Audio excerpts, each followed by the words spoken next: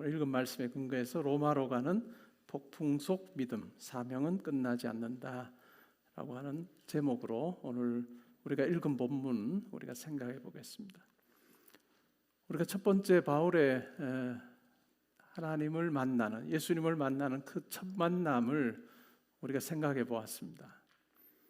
예수 믿는 자를 핍박하던 그가 부활하신 주님을 만남으로 완전히 새로운 사람으로 바뀌게 되죠. 예수 만난 그 사건, 우리가 그것을 은혜의 사건이었다 이렇게 이야기를 합니다. 그렇게 예수님을 만난 이후에 바울의 삶이 이전과는 아주 다른 180도 바뀐 그런 삶을 살게 되죠. 그 바울의 여정을 우리가 쭉 살폈고 오늘 이제 마지막 시간입니다.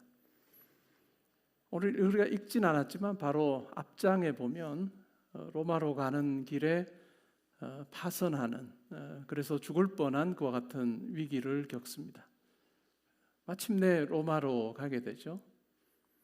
로마에서도 자유로운 그런 어떤 형편에서 살지 못하고 셋집에서 살게 됩니다.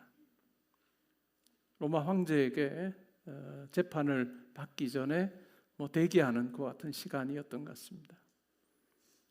바울에게는 내게 이와 같은 시간이 무슨 의미가 있을까 하는 생각을 할 수도 있었는 그런 상황이지만 바울은 전혀 그런 생각을 하지 않았던 것 같습니다.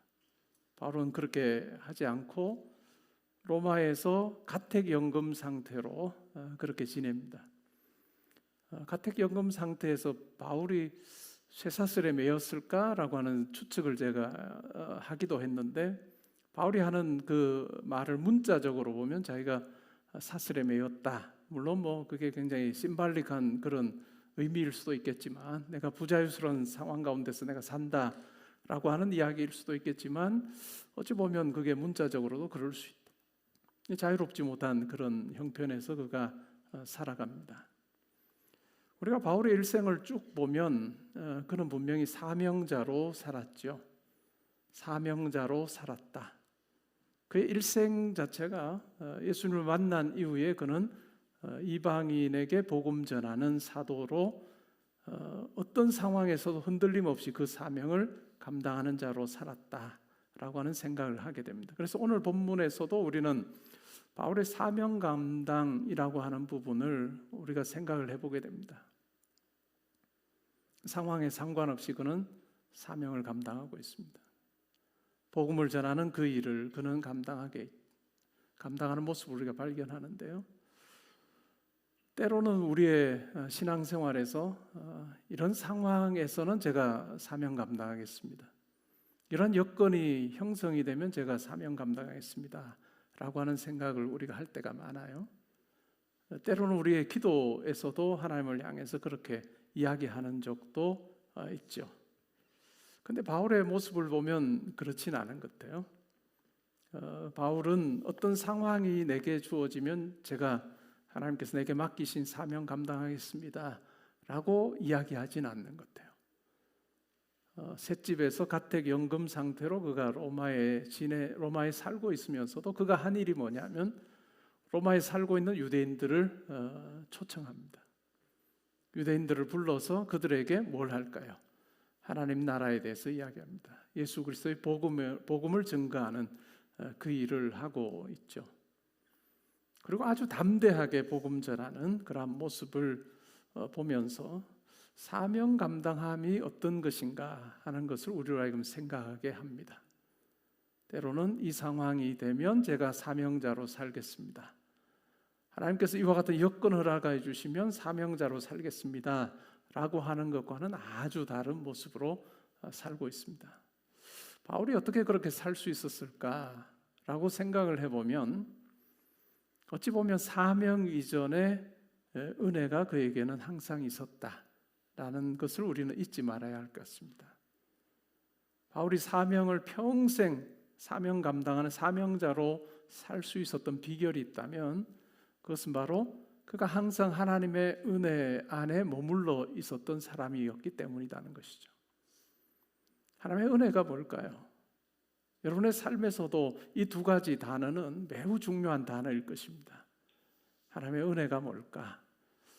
우리가 그런 이야기를 합니다. 다 동의하실 것 같은데 하나님으로부터 받은 은혜가 큰 만큼 사명도 크다라고 하는 이야기를 합니다. 동의하십니까? 하나님으로부터 받은 은혜가 클수록 사명 감당함도 클 수밖에 없다. 비례관계인 것 같아요.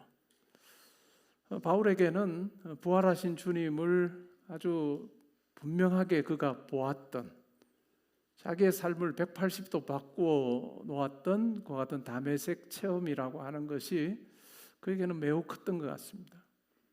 그 은혜를 경험하고 나서 결국은 이방인의 사도로 하나님께서 나를 부르셨다라고 하는 사명을 확인한 것이죠.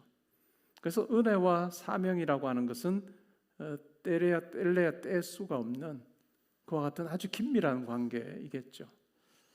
근데 때로는 우리가 어떤 사명 이야기를 하면서 이 은혜라고 하는 것을 놓쳐버리게 되면 이 사명 감당하는 이것은 굉장히 지리하고 또 고된 짐처럼 느껴질 수가 있습니다. 그냥 사명이라고 하는 그 단어만 들어도 내 어깨가 무거워지고, 교회 안에서의 사명, 또 내 삶의 자리에서 사명이라고 하는 것을 들을 때마다 참으로 짐처럼 여겨져서 내가 하고는 싶으나 내가 할 수 없는 그런 많은 어떤 현실적인 벽에 부딪힐 때가 우리 성도들에게 꽤 있습니다.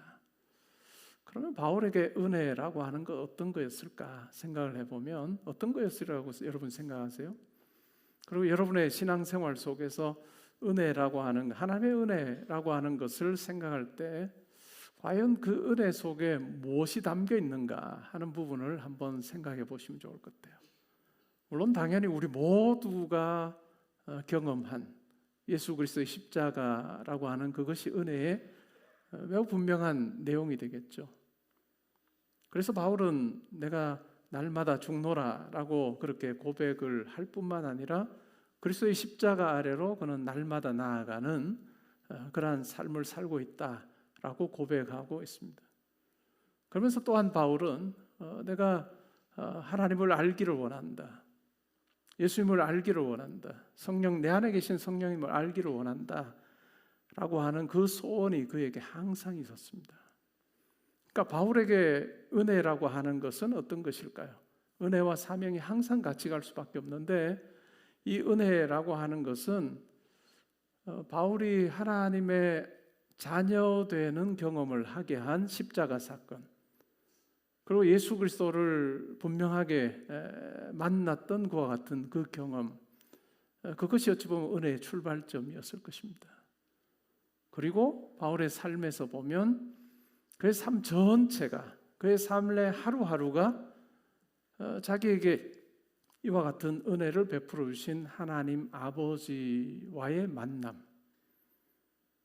성령 하나님을 우리가 뭐라고 부르죠? 하나님의 영이라고 부르기도 하고 예수의 영이라고 그렇게 부르기도 합니다. 하나님이 우리 안에 존재하실 수는 없어요, 그죠? 예수님이 우리 안에 존재하실 수는 없습니다. 그런데 하나님이 우리 가운데, 예수님이 우리 가운데 존재하실 수 있는 것은 바로 하나님의 영이신 성령이 우리 가운데 함께 하시기 때문에 가능한 거예요. 또한 성령을 우리는 예수의 영이라고도 부르죠. 그 예수의 영이 우리 가운데 함께 하심으로 그 성령을 통해서 우리가 하나님과의 교제가 가능해지고 예수님과의 교제가, 긴밀한 교제가 가능하게 되는, 그것이 바로 신약의 성도인 우리에게 허락된, 구약의 성도들은 도무지 상상하지도 못했던 그와 같은 복이라고 할 수 있습니다. 그래서 성령을 통해서 바울의 경우는 뭘까요? 하나님을 만나고 또 예수님을 만나고 또 성령 하나님의 놀라운 임재를 체험하게 되는 이와 같은 삼위 하나님의 함께 하심을 그의 삶 가운데서 경험한 거죠. 그래서 바울의 처음 다메섹 도상에서의 그 은혜의 분량보다 어떨까요? 시간이 지나면 지날수록 자기의 삶 가운데서 구체적으로 체험된 그와 같은 은혜의 여러 내용들이 더하여져서 그냥 처음 만날 때 하나님을 아버지로 고백하고 예수님을 구주로 고백했던 그 상황에서 머물러 있는 것이 아니라 매일의 삶 가운데서 하나님과 함께 동행함으로 내 삶이 하나님의 손에 있다라고 하는 분명한 확신을 가지고 걷게 하는, 바울의 삶을 보면 축적된 그 은혜가 그의 삶 가운데 있었기 때문에 그는 어떤 상황에서도 사명자로 살 수 있었다라고 하는 것을 우리는 기억할 필요가 있습니다. 그래서 결국 우리 신앙생활에서 중요한 것이 뭐냐 하면, 내가 과연 내 삶의 자리에서 이와 같은 축적된 은혜가 내게 있는가, 매일의 삶에서 내가 하나님을 아는 부분에서 긴밀함이 내게 있는가라고 하는 것을 우리는 확인할 필요가 있습니다. 그래서 매일의 삶에서 우리가 하나님의 은혜를 경험하기 위해서 우리가 하는 것이 말씀 읽기가 되겠죠. 말씀을 읽으면서 그 영원하신 하나님께서 내게 말씀하여 주시는 그 하나님의 음성을 들으려고 하는, 하나님의 뜻이 무엇인지를 알려고 하는 그와 같은 노력이 우리 가운데 필요한 거죠. 그리고 우리가 하루를 시작하면서 내게 하루를 선물로 주신 하나님 앞에 하루의 첫 시간, 하나님께서 내게 선물로 주셨음을 기억하면서 내게 주신 이 시간을 참으로 소중히 여기며 하나님 아버지의 뜻을 제가 실천하는 자로 살겠습니다 라고 하는 그 다짐으로 우리가 하루를 시작하고, 또 우리의 일터에서, 또 우리의 학교 생활 속에서, 점심 식사 후가 될 수도 있고, 우리의 어떤 일하는 시간의 중간쯤에 어느 한 시간을 정해서, 또 어느 한 공간을 정해서 하루 중에서 우리는 거룩한 시간, 거룩한 공간을 확보하여서, 그것이 5분이든 10분이든 그 시간을 가지고 그 자리에서 하나님께서 내 삶에 함께 하신다는 것을 묵상하는 이 거룩한 시간, 거룩한 공간이 우리 가운데 있을 때 우리의 하루가, 내가 수고하고 내가 노력하는 이것이 하나님의 은혜 가운데 있음을 고백하는 그것이 되는 것입니다. 그리고 우리가 하루를 마감하면서 오늘 하루도 붙들어 주신 하나님을 우리가 고백하고 인정하고 신뢰하는, 그것으로 우리 하루를 마감하는, 이것이 우리 신앙생활에서는 매우 중요한 것이죠. 아주 큰 것 한 방으로 하나님, 제가 정말 하나님 만나기를 원합니다 하는 그것 또한 소중한 것일 수 있겠지만, 내게 주신 하루하루를 그러한 마음으로 내가 살고 대할 때 띄엄띄엄 만나는 하나님이 아니고, 내 매일의 삶에서 내가 눈에 보이지 않는 하나님을 내 아버지로 고백하며 하나님께서 내 삶을 붙드시고 주관하여 주신다라고 하는 그 마음으로 우리가 달려갈 때, 어찌 보면 반복처럼 보이고 이 하루 속에 특별한 것을 담기는 어려워 보이는 그 평범한 하루 가운데서도 우리는 하나님과의 친밀한 교제 가운데서 하나님을 아는 것이 가능한 가운데서 우리의 믿음이 점점 더, 또한 은혜라고 하는 그릇 속에 우리 하루에 그 고백이 담기면서 우리의 그 고백이 흔들리지 않는 고백으로 하나님 앞에 설 수 있다는 것이죠. 저는 바울에게 이와 같은 분명한 하루하루를 놓고 하나님을 신뢰하고 하나님을 만나는 이 긴밀한 이 교제, 사귐이 바울의 삶 가운데 분명히 있었다. 이 사귐이 있을 때 어떨까요? 그 어떤 형편과 처지에 있든지 간에 결국은 그는 하나님의 뜻에 따라서 자기의 삶을 하나님의 뜻에 맞추고 또 하나님의 부르심에 따라 자기의 삶을 드리는 자로 살 수 있었다라고 하는 것을 우리는 기억할 필요가 있습니다. 바울은 분명히 매였습니다. 그럼에도 불구하고 뭘까요? 하나님의 뜻은 매이지 않습니다. 바울을 통해서 이루기를 원하셨던 그와 같은 복음 전파, 하나님 나라의 그 메시지는 매이지 않고 거침없이 하나님의 계획 안에서 퍼져나가는 것을 우리는 오늘 이 사도행전을 통해서 확인할 수 있습니다. 말씀의 확산이라고 하는 것이 바울의 삶을 통해서 우리에게 보여주는 아주 중요한 메시지입니다. 그런데 말씀의 확산이 어떤 때 일어났을까요? 말씀의 확산은 우리가 생각할 때는 아주 좋을 때만 일어난 것 같은데 그렇진 않았다는 거죠. 말씀의 확산이 아주 구체적으로 폭발력 있게 확산이 일어날 수 있었던 계기는 스데반의 죽음이었습니다. 스데반의 죽음을 통해서 예루살렘 교회에 박해가 일어나므로 더 이상 성도들이 예루살렘에 머물러서 신앙생활을 할 수 없는 그 여건 가운데 그들이 있게 되자 결국은 그들이 뿔뿔이 다 흩어집니다. 로마 제국으로 다 흩어지죠. 근데 그 상황만 놓고 보면 어떨까요? 힘들죠. 핍박당하는 것이니까. 근데 하나님께서는 그 일을 통해서 말씀이 예루살렘에만 머물러 있지 않게 하시고 로마 제국 전역으로 이 말씀이 확산되고 뻗어가게 하셨다라고 하는 것을 우리는 기억할 필요가 있습니다. 그 외에도 여러 사건들이 있죠. 바울과 실라가 옥에 갇힘으로, 빌립보에서 매를 맞고 옥에 갇힘으로 결국은 그냥 그가 살았으면 만나지 못했을 그와 같은 옥을 지키는 간수, 그리고 그 가족들이 예수의 십자가 그 복음을 듣게 되는, 결국은 사명이라고 하는 것은 우리가 생각하는 방식으로 사명 감당함이 이루어지지 않더라라고 하는 것을 기독교 역사가 잘 보여주고 말씀이 보여주고 또한 바울의 삶이 우리에게 보여준다라고 하는 것을 우리가 기억할 필요가 있습니다. 그래서 결국은 때로는 우리의 삶 가운데서, 기도 가운데서 하나님 이런 형편에 저를 두시면 좋겠습니다. 우리가 생각하는 아주 좋은 어떤 형편에 제가 있으면 제가 사명 감당하겠습니다. 하나님께서 제게 하라고 하시는 거 제가 하겠습니다. 이렇게 우리가 때로는 기도하기도 하는데 성경을 보니까 그건 아니라는 거죠.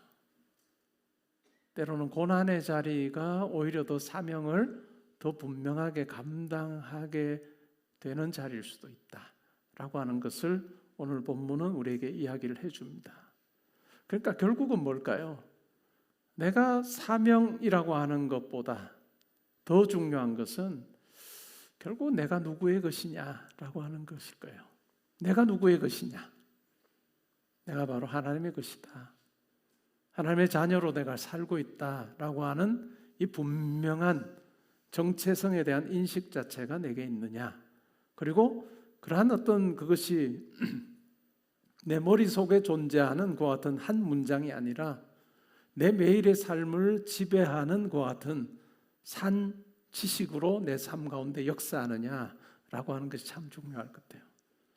그래서 저는 기도의 자리에 있을 때마다 항상 제 삶을 더듬어 봅니다.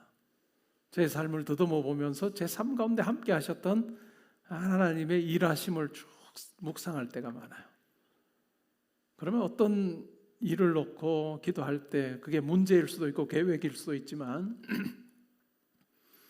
그냥 바로 지금 현재에서 내가 이 문제를 놓고 하나님 이 문제 해결해 주세요, 아니면 이 계획 이루어지게 해주세요라고 이야기하지 않고 제 삶에 함께 하셨던 하나님의 붙들어 주신 그 손길을 쭉 더듬어 보면 제 마음속에 하나님을 향한 신뢰가 이만큼 커져요.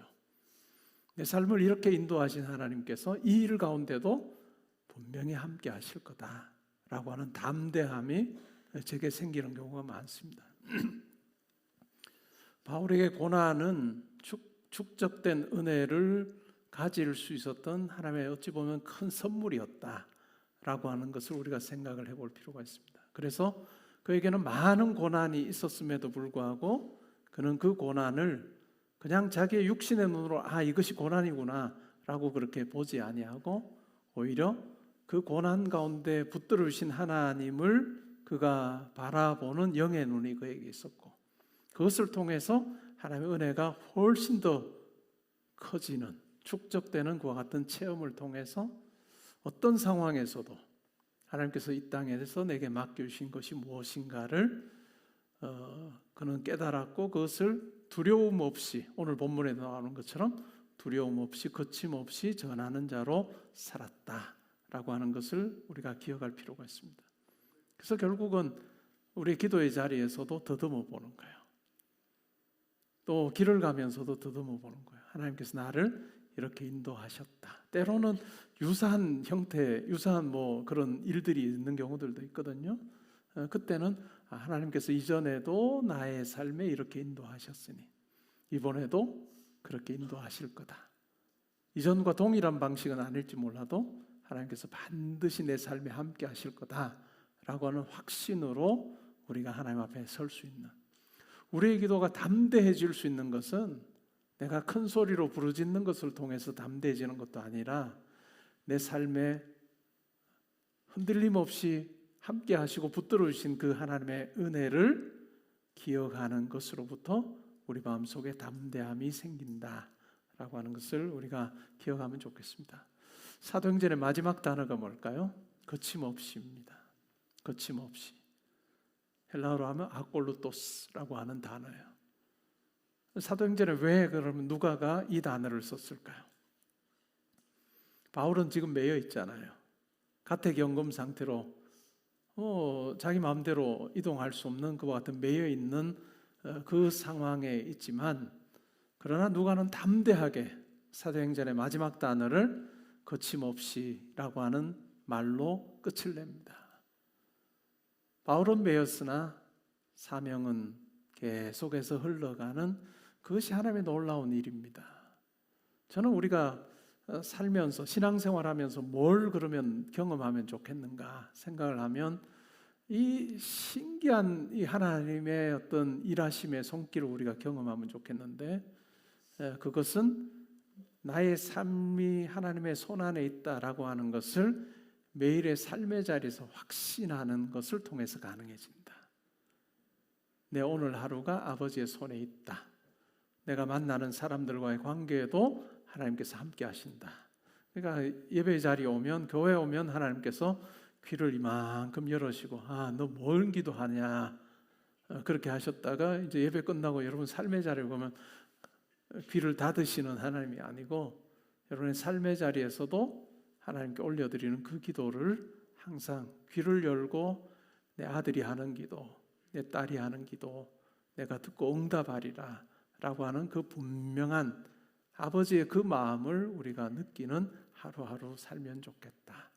그래서 우리의 하나님을 만난 그 체험들, 은혜가 축적이 되면 어떨까요? 담대해지는 거죠. 신앙생활, 신앙의 연수가 길어졌을 때 우리에게 나타나야 되는 그 증거가 있다면 그건 담대함이에요. 그건 담대함입니다. 때로는 인생의 후반전을 이제 걷고 있으면 그냥 세상의 관점으로 보면 뭘까요? 가진 것이 점점 더 줄어들죠. 할 수 없는 것이 더 많아지는 그런 시기를 우리 모두 다 살 수밖에 없어요. 그럼에도 불구하고 뭘까요?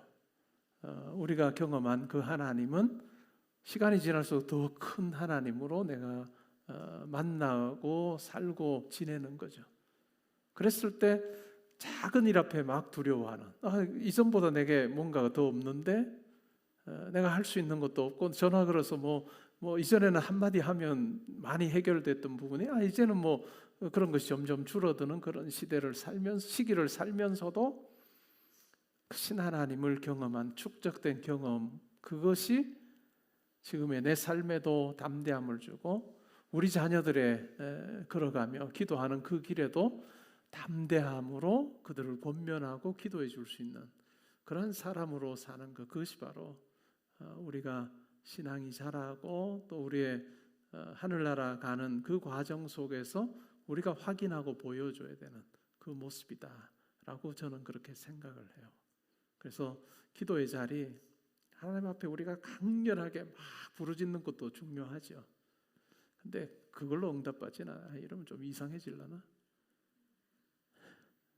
그것보다 더 중요한 것이 하나님 만나고 내가 체험한 그 하나님을 매일의 삶에서 경험함으로, 작년보다 올해 내가 하나님을 만난 것을 통해 하나님을 신뢰하는 것이 더 커지는, 그래서 결국은 우리가 하나님 앞에 어떤 방식으로 아뢰느냐가 하나님께서 우리에게 응답하느냐 하지 않느냐라고 하는 것이 아니라, 내 속에 있는 그 하나님에 대한 분명한 확신, 체험, 그 은혜의 그릇, 그 속에 담겨 있는 내 일생이라고 하는 그것이 우리로 하여금 하나님 앞에서 담대하게 하는, 때로는 우리가 하나님 앞에 한마디 하지 않아도 한마디도 하나님 앞에 올려드리지 않아도, 구체적인 말로 내가 아예 이렇게 아뢰지 않아도 우리의 모든 것을 아시고 응답하시는 그 하나님을 내 삶의 자리에서 체험하는, 우리의 어떤 열심, 우리의 어떤 간구, 우리의 열정, 이것과는 비교 안 되는 우리 삶 가운데 함께 하신 그 놀라운 하나님에 대한 풍성한 그 고백, 그 체험이, 그것이 있을 때 우리는 어떠한 것도 두려워하지 않고 하나님 앞에 아뢰일 수 있는 자로 살아가는 그 은혜가 있다라고 하는 것입니다.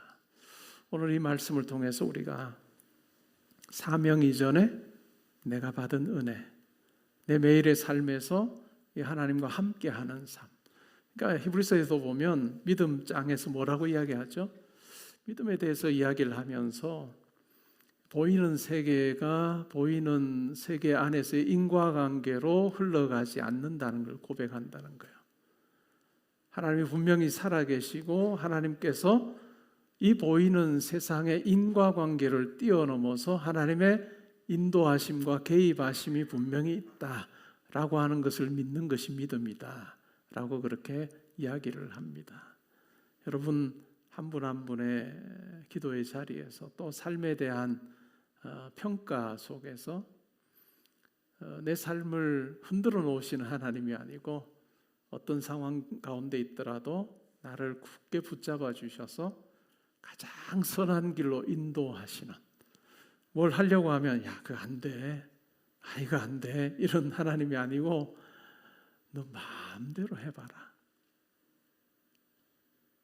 너 하고 싶은 거 다 해, 내가 너와 함께 해줄 테니까 라고 하시는 그 하나님, 넉넉한 하나님을 만나는 그와 같은 삶이 우리 삶이다 라고 하는 그것을 여러분 분명히 확신하면서 그 하나님 앞에 여러분이 아뢰일 것도 마음대로 아뢰보시고 구할 것도 마음대로 구해보시면서, 그것이 결국은 나를 위한 것으로 이렇게 돌아오는 것이 아니라 나에게서 막 뻗어가는, 나에게서 막 뻗어가서 하나님의 뜻이 참 아름답게 이루어지는, 그것을 생생히 내가 목격하는 그런 사람으로 살아가는, 우리가 복의 통로가 되고 또 참 좋으신 하나님을 우리 하루하루를 통해서 막 보여주는 그러한 모습으로 살면 하나님께서 우리를 보시면서 참 기뻐하실 겁니다.